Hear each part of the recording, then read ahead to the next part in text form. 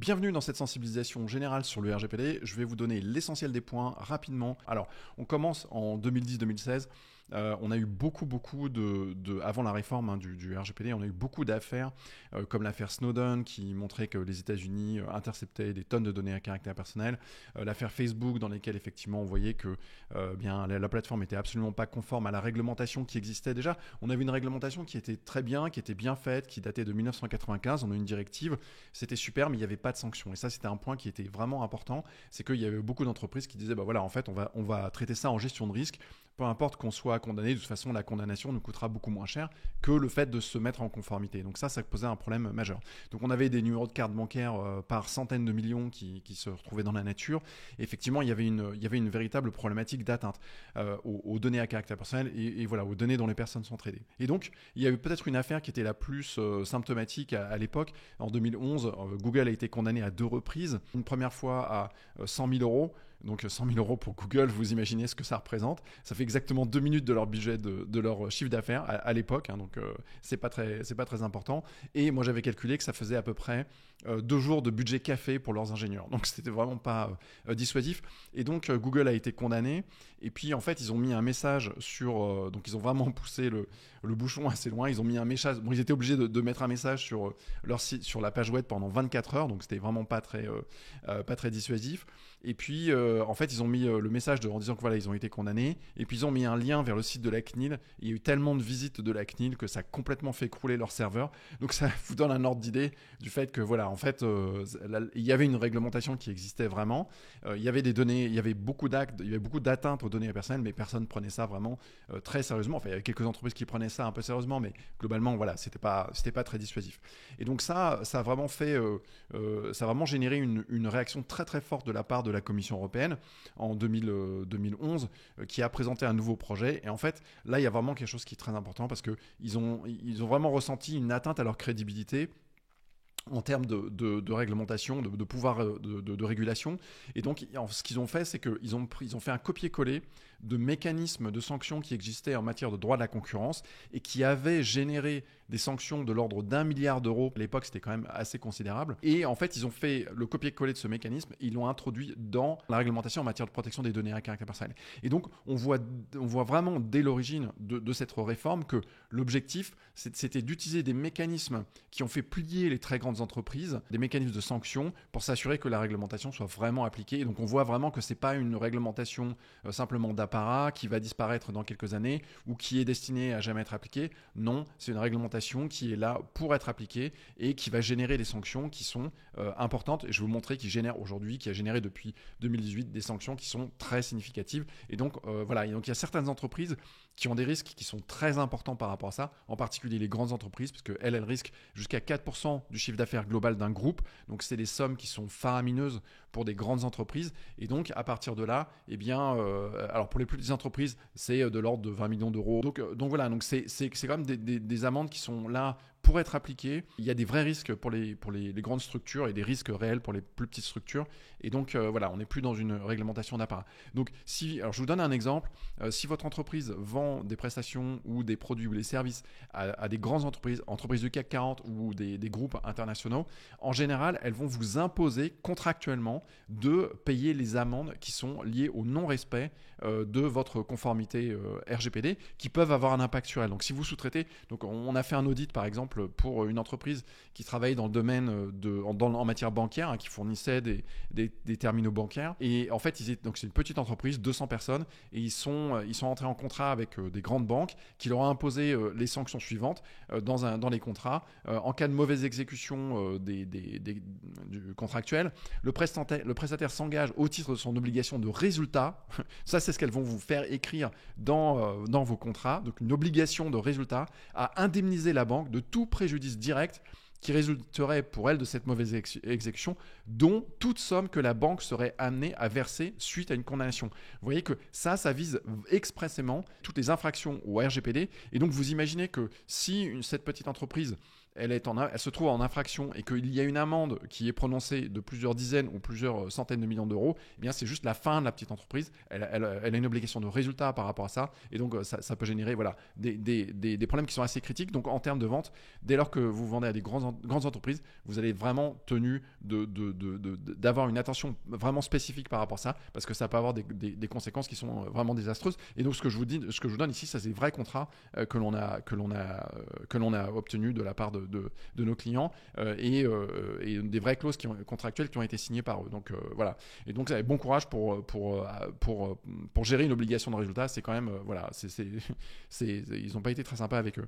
Donc pour vous donner quelques exemples de sanctions, depuis 2021, on a eu Amazon qui a eu une sanction de 746 millions d'euros, WhatsApp 225 millions, Google 150 millions, Facebook 60 millions.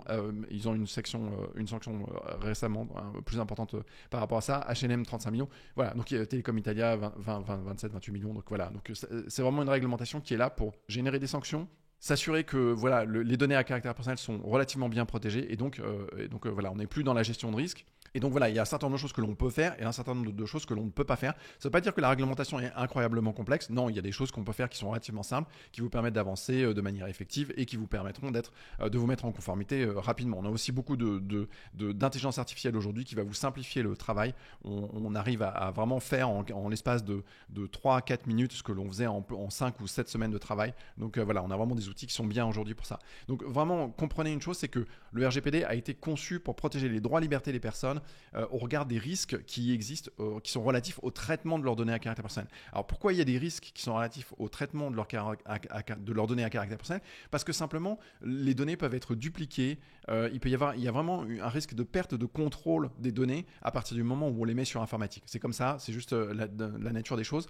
Et donc à partir du moment où ça génère un risque, eh bien la réglementation est là pour dire voilà, vous devez faire attention pendant toute la chaîne de traitement des données. Il va falloir s'assurer qu'il y ait des mesures de sécurité. Il va falloir s'assurer qu'il y ait des dispositifs de protection un petit peu partout pour s'assurer que voilà, il y a un minimum de protection par rapport à ça. Donc évidemment, il y a certaines zones qui sont un peu plus sensibles que d'autres. Si vous traitez des données de santé, si vous traitez des données, des données qu'on appelle article 9, donc dans l'article 9, il y a une liste du RGPD, il y a une liste de données qui sont plus sensibles que les autres. Et bien là, il va falloir faire un petit peu plus attention que des données de manière normale.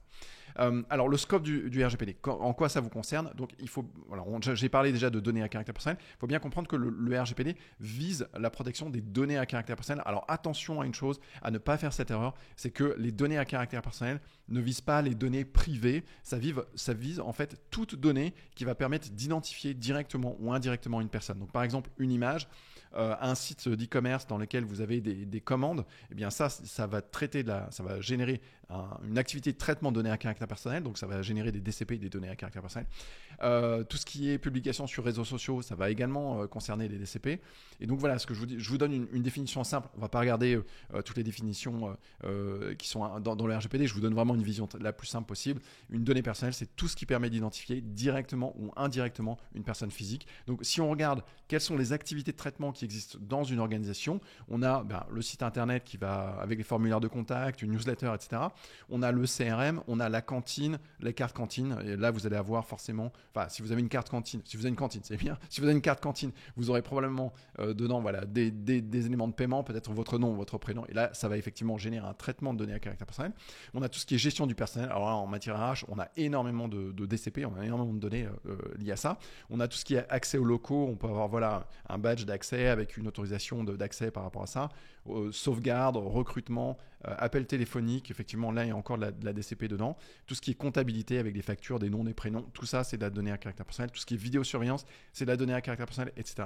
Donc ça vous donne un ordre d'idée relativement large. Et donc à partir du moment où on a un traitement de données à caractère personnel, où on a une activité informatique qui va gérer des données, des DCP, des données à caractère personnel, eh bien, on va devoir s'assurer de mettre en place un processus de conformité pour s'assurer que les données sont bien protégées. Alors ça ne veut pas dire que c'est ultra lourd. Non, on a parfois des choses qui sont relativement simples et on réfléchit en termes de gestion de risque. C'est-à-dire que plus il y a de risques pour une donnée, évidemment, plus on va mettre de moyens de protection par rapport à ça.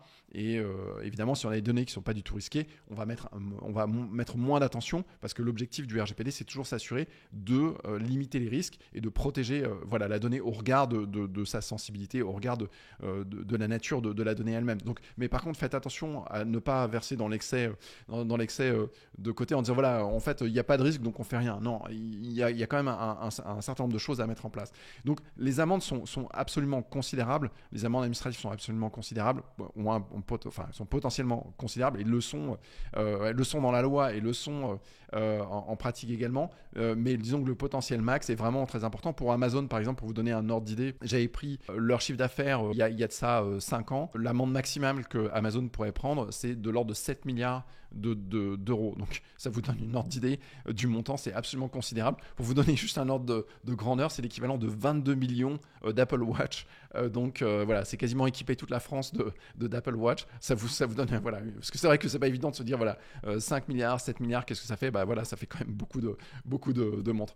Donc voilà, donc vraiment pensez au fait que, attention, Microsoft on avait fait vraiment un copier-coller de mécanismes de sanctions qui fonctionnent et qui ont été ajoutés en matière de protection des données personnelles. Donc c'est vraiment une réforme structurelle. Aujourd'hui, c'est implémenté de manière assez rigoureuse. Et donc voilà, ne vous dites pas, voilà, c'est peut-être un truc qu'on peut passer à côté. Non, forcément, à un moment donné ou à un autre, si vous voulez travailler pour des grands groupes, si vous voulez vous éviter des problèmes au niveau RH, vous serez forcément obligé de passer par un minimum de choses. Pour vous donner un exemple d'autres exemples de sanctions, parce qu'en fait, la sanction financière n'est pas le seul élément de sanction que la CNIL peut mettre en place. La CNIL a également ordonné l'effacement de l'intégralité de fichiers prospects qui avaient été acquis. Donc là, on a un exemple avec 60 millions de fichiers prospects qui ont été acquis sans le consentement des personnes. Donc effectivement, pour pouvoir traiter les données, dans certains cas, pas dans tous les cas, mais dans certains cas, il faut le consentement des personnes pour le faire.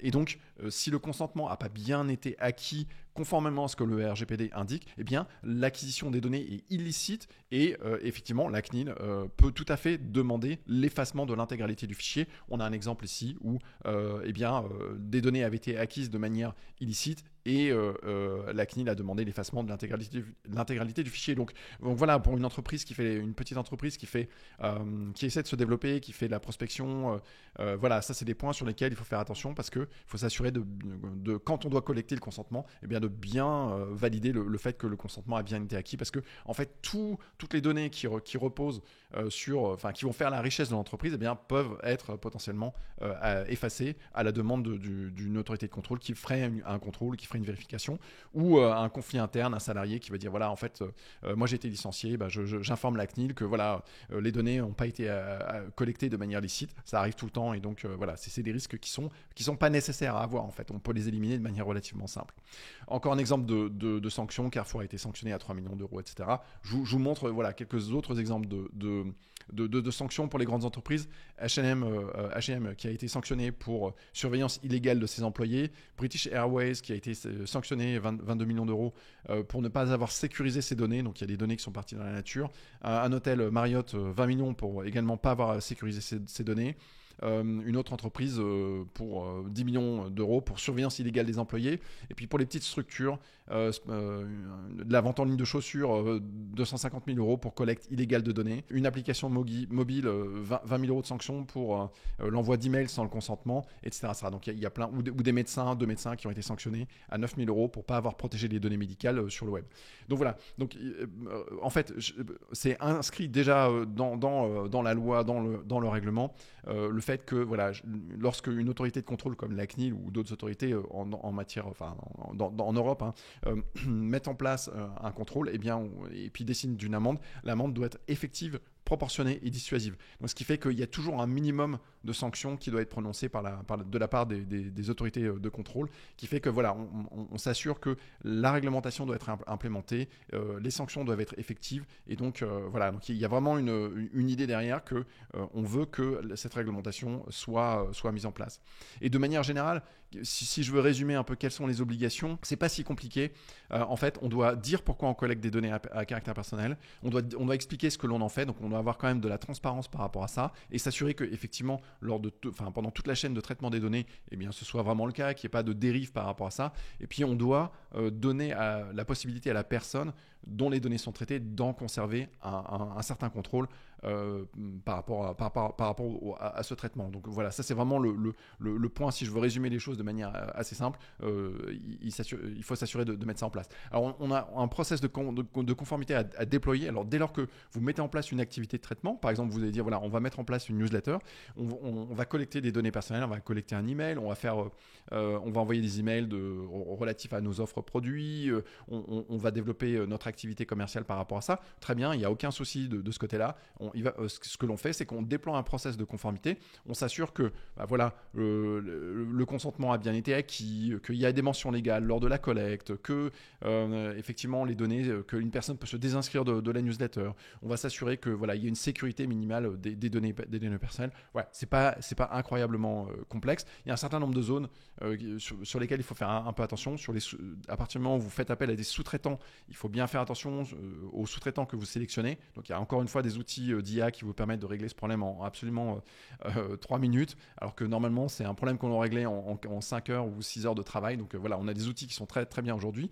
Il faut avoir tendance à éviter en fait d'utiliser des solutions qui sont hors de l'Union européenne. Donc si vous avez un éditeur de logiciel, c'est mieux qu'il soit en Europe. C'est pas impossible d'utiliser des solutions qui sont basées aux États-Unis. C'est tout à fait possible. Le RGPD prévoit des mécanismes de transfert de données à caractère personnel qui sont tout à fait sécurisés, mais il y a des procédures de transfert. Donc pour les très grosses entreprises, par exemple AWS, Amazon Web Services ou Google Cloud, en général il n'y a aucun problème parce que ça a déjà été tellement blindé par tous les avocats de toutes les entreprises auxquelles ils font appel que il y a aucun souci pour aller là-dessus. Mais sur des plus petits éditeurs de logiciels, en général, il faut jeter un œil là-dessus sur la validité de ça. Alors encore une fois, c'est tout à fait possible de transférer des données. Il y a aucun souci de ce côté-là. Par contre, c'est contrairement à une idée de reçu. Ce qui importe, c'est pas tellement la localisation des données, mais en fait, où est l'entreprise et est-ce qu'effectivement il y a un mécanisme de transfert qui est vraiment valable. Donc voilà, faire attention à ça. Et puis voilà. Donc je vais vous montrer ensuite dans la vidéo suivante 7 principes essentiels de sorte que vous compreniez un petit peu comment ça se passe en fait quand on met en place un process de conformité. Comment est-ce qu'on s'assure de la conformité au RGPD d'une activité de traitement de données à caractère personnel. On va voir un certain nombre de principes qui sont dans le RGPD qui sont importants. Collecter le minimum de données à caractère personnel possible. Donc on évite de collecter trop de données. On évite certaines données qui sont ce qu'on appelle des données sensibles. Je vous ai parlé de données de santé, données article 9. On va faire attention à ce type de données parce qu'il y a beaucoup plus de risques par rapport à ça. Il faut être transparent au regard des données que l'on collecte. Donc on va dire ce que l'on fait et puis on s'assure que pendant toute la chaîne de traitement des données, il y ait toujours la même... on s'assure qu'effectivement le traitement est bien mis en place par rapport à ça, qu'il n'y ait pas de dérive, il n'y ait pas de dérive au regard du traitement des données, il n'y a pas de détournement de ce côté-là. On doit maintenir un registre des activités de traitement, donc on doit s'assurer que, alors ça c'est un peu contraignant, enfin c'était contraignant il y a quelques années, aujourd'hui c'est beaucoup plus facile parce qu'encore une fois on a des outils d'IA qui permettent de générer un registre de manière très très simple, mais en fait on doit tenir une certaine comptabilité des données à caractère personnel, donc on doit s'assurer, on met en place une newsletter, on doit dire on a une newsletter. On ne fait pas la comptabilité de toutes les données, fort heureusement, qui sont mises en place. Ça ne nous intéresse pas. Ce qui nous intéresse de savoir, c'est on a une activité, on met en place une newsletter, on sait qui sont nos sous-traitants, donc on sait où les données sont gérées, on sait qui sont nos sous-traitants, et puis ça nous permet de nous assurer que si on veut mettre en place un process de conformité, on a notre registre, on sait comment avancer. On essaie de rester dans l'UE autant que possible. Encore une fois, c'est possible de sortir de l'Union européenne, mais c'est un petit peu plus compliqué. Et en général, ça génère des coûts qui sont un peu plus élevés. Donc, si vous voulez faire simple et sans trop de coûts, avancer rapidement, restez dans l'Union européenne et ayez des transactions commerciales avec des entreprises qui sont dans l'Union européenne. Peu importe où sont les données dans l'UE, ça ne nous intéresse pas. Le RGPD ne dit rien à ce sujet-là. Mais si vous voulez sortir de l'UE, il faut faire un tout petit peu attention, de sorte qu'on ait un mécanisme qui nous autorise à le faire. On doit respecter un certain nombre de droits par rapport aux données à caractère personnel et on doit s'assurer de la sécurité informatique. Donc on va voir ça dans la vidéo suivante et je vous retrouve tout de suite.